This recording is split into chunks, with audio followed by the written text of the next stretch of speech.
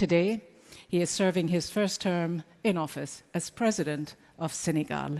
It is my distinct pleasure to invite to the stage His Excellency Bassirou Diomaye Faye to join me here for an interview.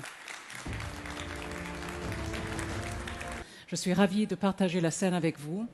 Permettez-moi déjà de remercier les autorités qataries, en particulier Son Altesse Royale, l'émir Tamim Ben Ahmed Al Thani, et l'ensemble des autorités qataries pour les marques d'attention qui m'ont été réservées. Mon élection au Sénégal est en réalité le choix du peuple sénégalais qui s'est battu pour préserver les valeurs démocratiques, pour les défendre. Et ce choix du peuple sénégalais, qui est incontestable en raison de la configuration des résultats dès le premier tour, pour la première fois au Sénégal, avec 54,8%, a été respecté.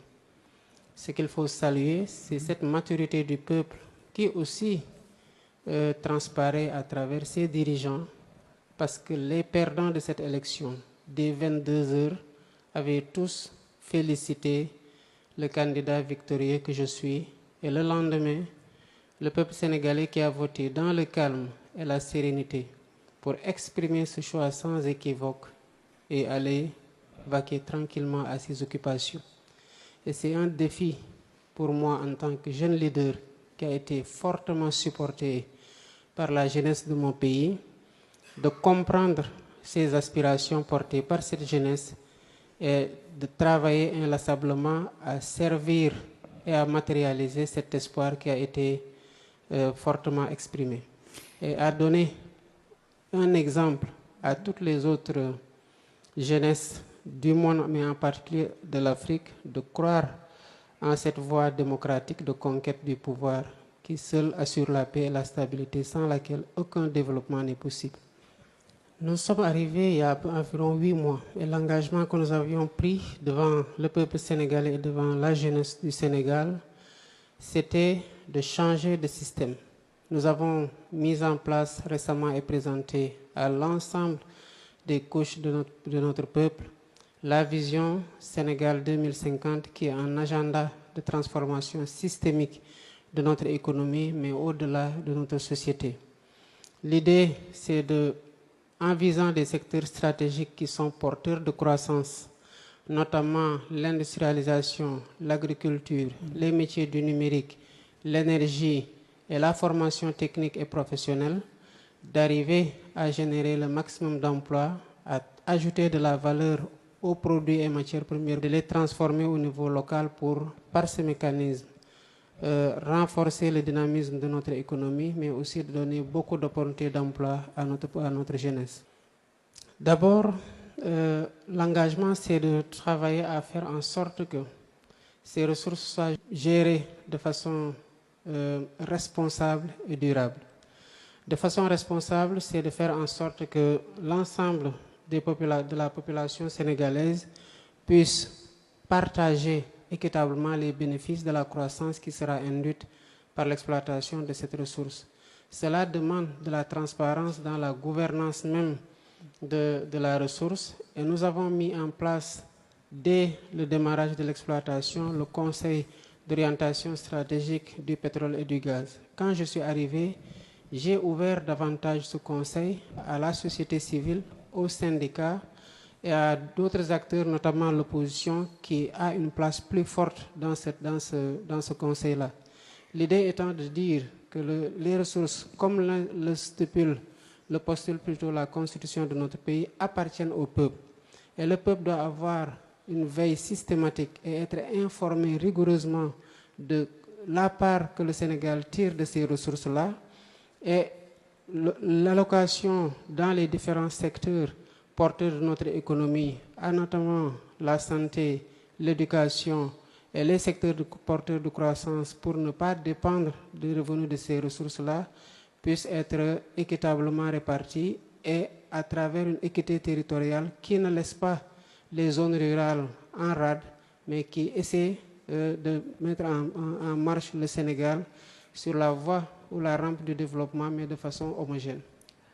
Sur le plan africain, notamment au Sahel, il faut considérer en effet qu'il y a des défis majeurs qui se posent à nous et qui ont pour nom l'endoctrinement, le terrorisme, l'extrémisme violent, les trafics de drogue et d'êtres humains, bref, une situation d'insécurité qui est préjudiciable aux initiatives de développement.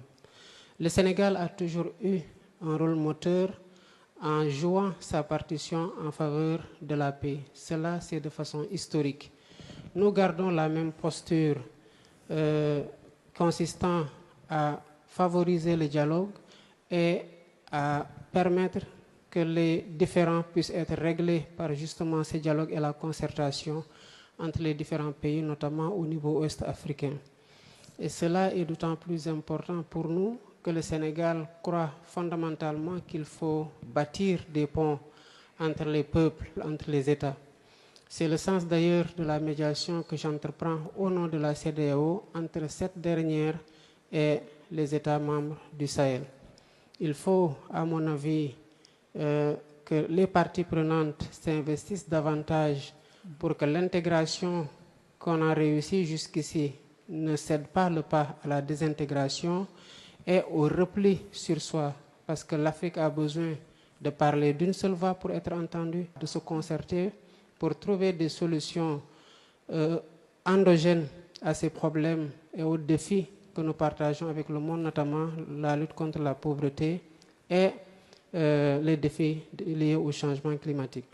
Rien n'empêche aujourd'hui de maintenir l'alliance des États du Sahel puisqu'elle est déjà là et elle répond à une réalité sécuritaire à laquelle ces pays font particulièrement face. Mais en même temps, cela ne devrait pas, de mon point de vue, expliquer une désintégration de la CEDEAO pour le rôle que cette institution-là a joué dans le rapprochement des peuples, dans la facilitation de la circulation des personnes et des biens.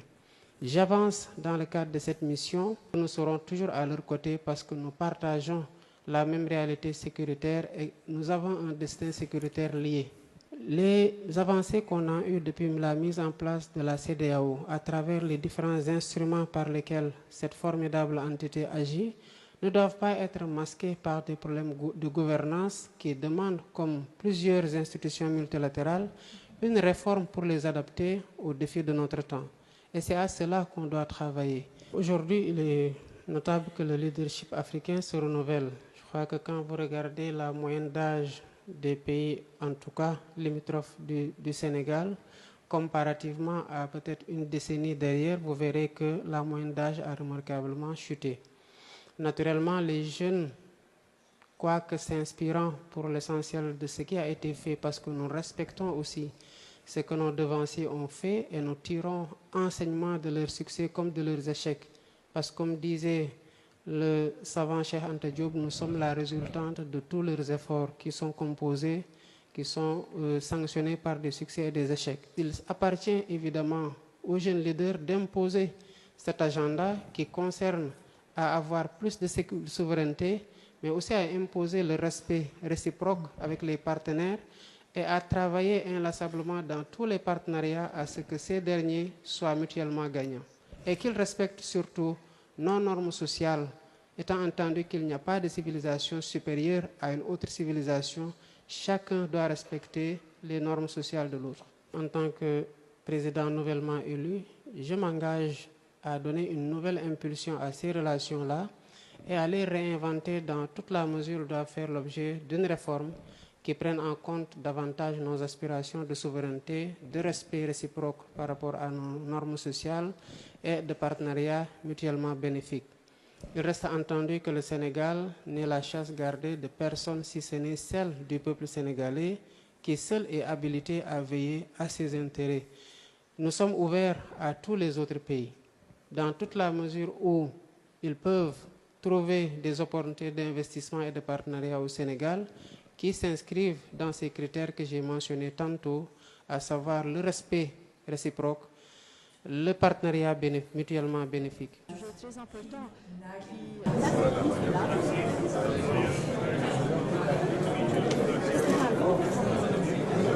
Qui...